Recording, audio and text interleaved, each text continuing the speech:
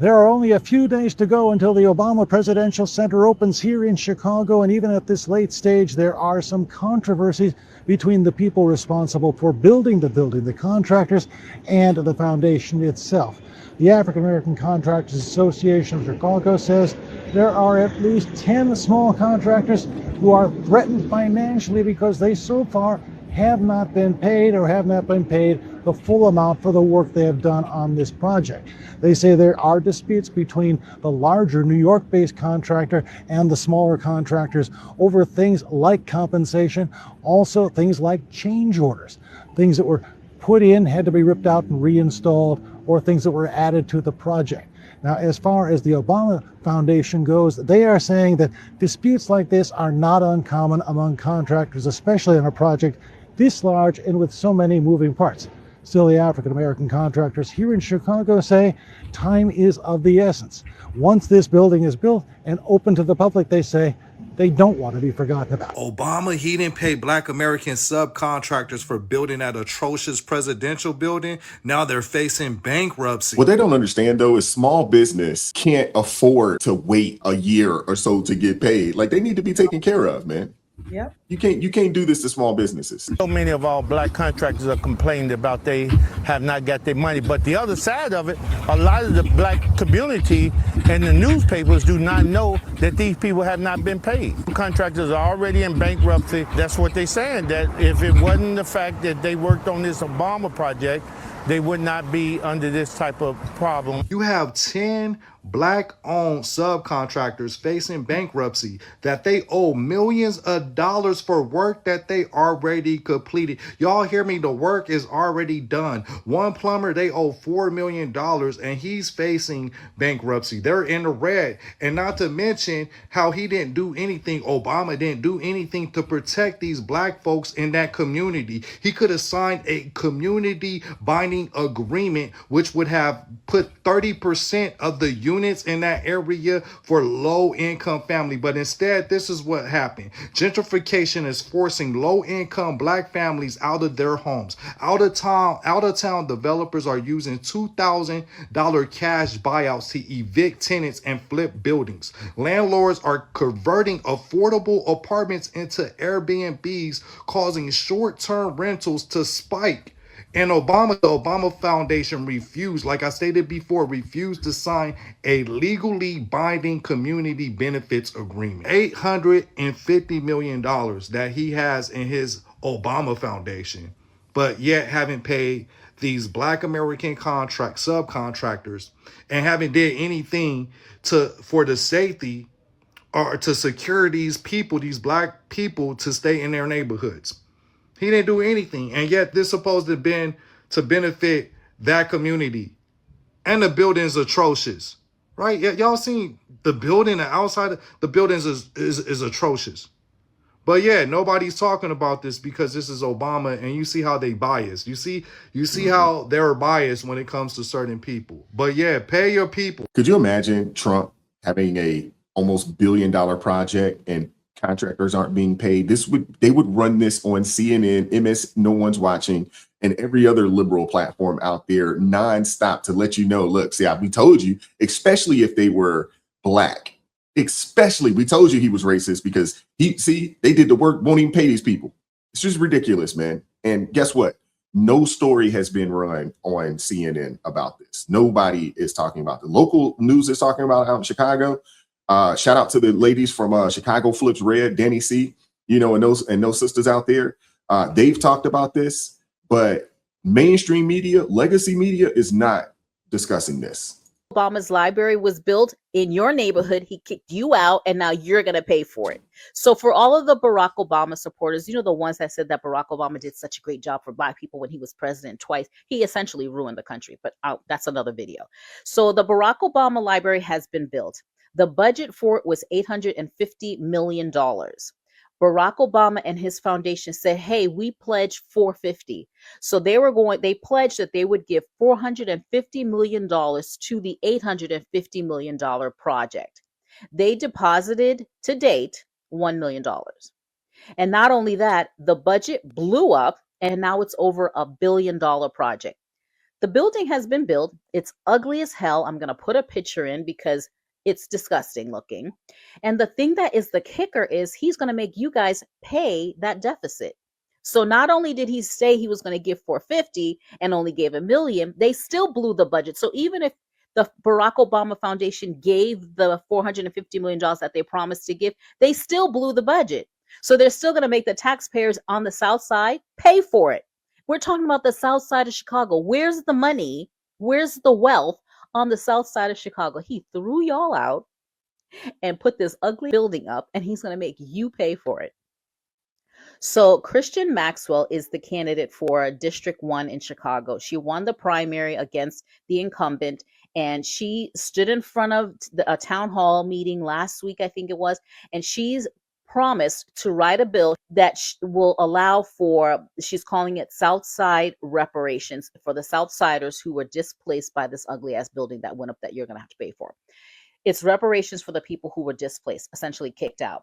So when she becomes a congresswoman in District 1, she's going to pass this bill that the people that were thrown out of their own neighborhood to put up this ugly building, they're going to get money. Now, this is not reparations for all you guys who got your hands out thinking that you're awesome because some slave was your ancestor, which is not true. It's not for y'all.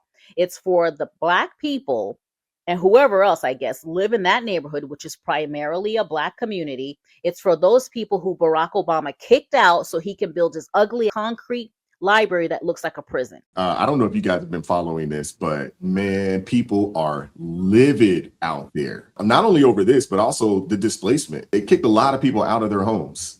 If your name is on it, you're responsible for it. So I know a lot of people will say, well, it's the Obama Foundation, his name is on it, right? This is a quick meeting, right? Hey, for an hour, bring all your information, what's going to wind up happening whenever this building goes up and what is your solutions for it. The fact that his name's on it and that he hasn't come out and said anything about it just showcases that Obama is exactly who that we realize that he is. He is somebody who appreciates the power. He wants to always be relevant. I have no idea why this man is even still in the news. He can't even run for office again. He is not a senator. He is not a congressman. His word means nothing to me. And yet he continues to try and insert himself. And it shows cases beyond just Obama how in disarray the Democratic Party is. They don't have an heir apparent. They don't have a figurehead leader. And so he's this quasi fill in the blank whenever we need a photo opportunity while showing his hypocrisy for something like this. And I feel for the individuals in Chicago. That's rough to be told, hey, I know you live here, but you're not going to be able to live here much longer from the same individual you probably statistically voted for in the first place.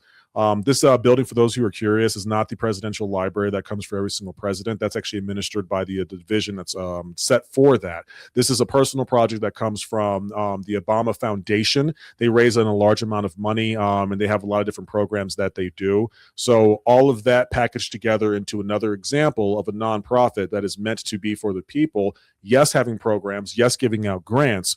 But failing to check every single period, not dot every single I, not cross every single T. And the individuals who get impacted by that is not the nonprofit. It's the American people. I want to say that, first of all, Obama is the leader of the Democrat Party.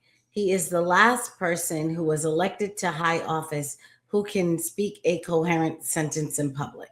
So that makes him, this is why, and he's happy to be doing it. I'm not, saying that he's not happy to be doing it, but that's why he is constantly out front, because that's their last hope.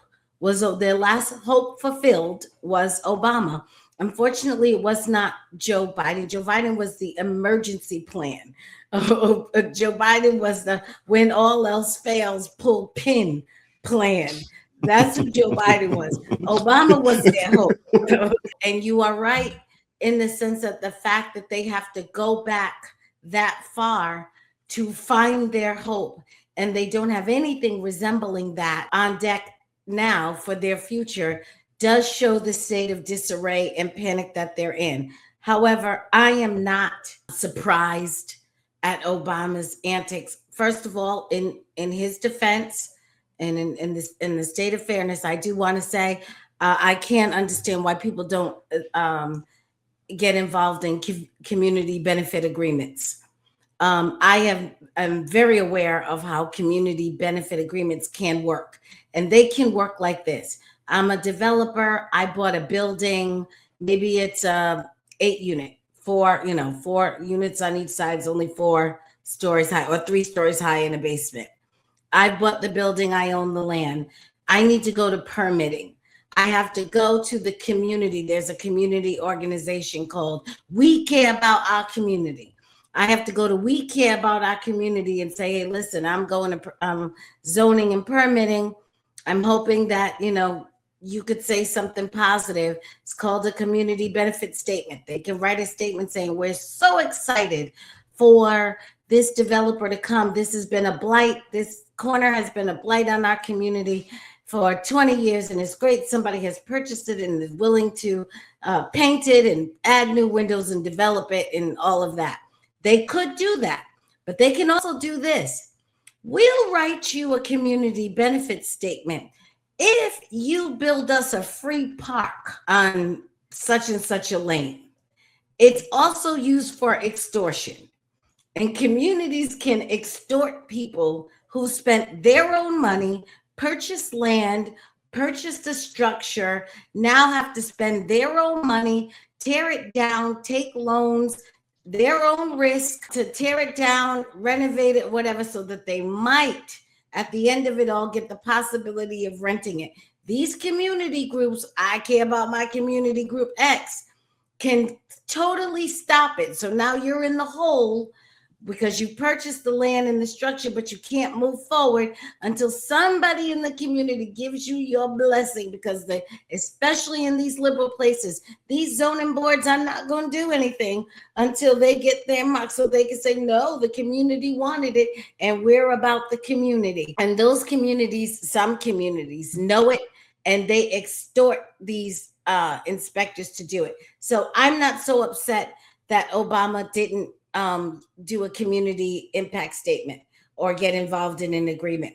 However, the fact that he took the land, which seems like that should be illegal through eminent domain, that there should have been some kind of restitution paid, but that's what happens when you get vulnerable people. They're vulnerable because it's easy to take advantage of them. That's what makes them vulnerable.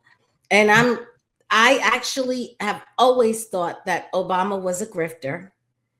And I always thought that he was only interested in people as far as he could use them. And I will say that in this sense. Think about it like this, and nobody thinks about this. No one has ever been able to tell me, and this is part of the reason I couldn't vote for him. What's his best friend's name? He has never had a friend. He went to college. Nobody ever really came out and was like, oh yeah, no, we used to kick it in college. We were in the library studying. We used to go off the late night. No association. He has never been somebody, from what we can see publicly, who has ever been able, I'm talking before he was president. Everybody wants to be your friend after you're president. Yeah, before you were president, did you ever make a friend? Where were you on? What baseball team were you on? You supposedly played basketball. Where your friends from the team? Were you ever on a team? You never had a relationship with other humans that lasted long enough for anybody to ever stand by you. That is a concern to me. And I looked at him from minute one when he was running, and I'm thinking to myself, if this guy, when it was clear that he was going, he was the front runner. This is somebody who, other than Michelle, we have never seen anybody, and people she brought in, her family and her brother, we have never seen him have a relationship with anyone. And in all of his past, his middle school, he's somehow never was anywhere with anybody long enough for them to like him and him to like them. I think that's a person with this serious emotional development problem. And I think he is somebody who is charming, good looking, politically astute. He has a lot of qualities, but I think he used them, and people are for him to use. And once he's done with them, that is it. And that's why he doesn't have any associations that anybody ever, even now to this day, you don't know. I could tell you, Bill Clinton had, what's his name? Soon as everything went down with Monica Lewinsky, he called, who's the black friend that he called in the office? They pray together. People have friends. Mm-hmm. And as much as they call themselves vetting Obama, they never could vet one friend. They never could vet anybody he'd ever worked for. They Family never members. had a paper route. He never had no associations of any kind. That's disturbing to me. So the fact that this disturbing man came into a community in a way that where he didn't build any relationship and any consensus, we have no ability to know that he's built relationship and consensus in his life, but for Michelle, and put up an ugly building and told the people in that community to go somewhere and sit down and shut up is not surprising. Can't nobody back up Barry Soetoro. Can't nobody back up Barry Soetoro because they don't know Barack Obama. They know Barry Soetoro. That's who they don't know who this who you be. Let me use their language. Who you be? Okay, listen. Again, y'all Messiah keeps spitting in your face. I don't know what to do with y'all. Y'all live for your Messiah. At least my Messiah, he loves me. He protects me. He pours his grace and his favor on me. He gives me mercy. He has saved me. Y'all Messiah just spit in your face, throw you out your place of residence, sits down here, don't care how you survive, what you got to do, and y'all keep loving your Messiah. Again, is this not y'all loving your oppressor? And y'all say that we are the problem. We love our oppressor. What are you talking about? Y'all are the one that support your oppressor. You can't say nothing about your oppressor. Y'all were mad that a wrestler called Michelle Obama a man. How you mad at that? As I said, if somebody had said you a man, my natural instinct is called reflex. I'd be like, your mama's a man. That would have been my natural reaction. Jesus bless us. That would have been my natural reaction. But y'all want to sit down here and do big think pieces and thought pieces. And Michelle Obama is brilliant, and Barack Obama, he has saved America. These are the thought pieces I see flying everywhere. Y'all are ridiculous because these people just keep playing in your face and you keep embracing it. At some point in time, you have to stop and say, listen, am I going to keep letting these people insult my intelligence? Am I going to keep allowing these people to spit in my face? Am I going to keep doing that? And it seems like this is what y'all want to keep doing. That is what y'all want to do. So at the end of the day, I had to shout out my girl, Christian Maxwell, because she came in and she brought all the receipts. She brought all the documents that Obama and Rahm Emanuel had said that they were going to do for the people in the community. And it was the tune of, I think, 840 million. And he only has 1 million in that account. So how they going to take care of these Black people that they claimed that they were going to take care of? See, they keep setting y'all up for failure and y'all keep voting them in. I don't know what to do with y'all. I want to hear from you guys. What are your thoughts? Hit the like button, share the video, subscribe to the channel, turn the notifications on to all so you never miss an upload. Consider joining the ARP family or buy your brother a coffee. That link's in the description box below. Join us Tuesday, Thursday, Friday, 9:30 a.m. Eastern Standard Time for ARP in the morning. And as always, keep God first. Stay prayed up. We'll catch up with you guys next time. Peace. It is God who arms me with strength. Yeah, I'm battle ready. He trains my hands for battle. My heart stays steady. But thanks be to God, he gives us the victory. Through my Lord Jesus Christ, fear can't live in me. I was down to the dirt, red clay on my shoes, old pain in my shirt, oh so bruised. Then the Lord hit my chest, kicked air from my breath, put power in my step.